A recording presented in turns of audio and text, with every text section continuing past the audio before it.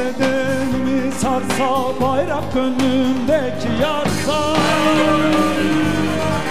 selam Edirne'den Kars'a adım adım yürüyene. Üç kıtada ayak izim, üç kıtada dilim sözüm, Türk'üm Türk'üm diye sazım, avaz avaz söyleyene.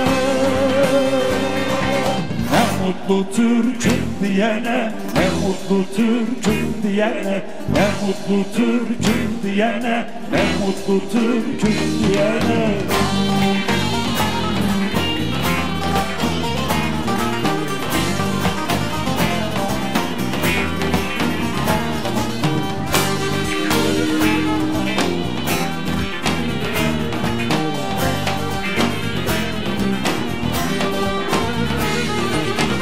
Seriden başlayan yol Hacı Bektaş, Yunus Kalkar,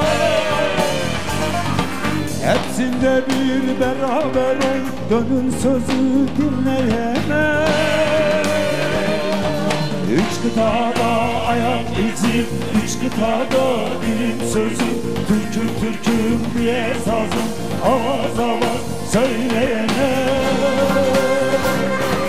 Ne mutlu Türk'üm diyene, ne mutlu Türk'üm diyene, ne mutlu Türk'üm diyene, ne mutlu Türk'üm diyene, ne mutlu Türk'üm diyene, ne mutlu Türk'üm diyene, ne mutlu Türk'üm diyene.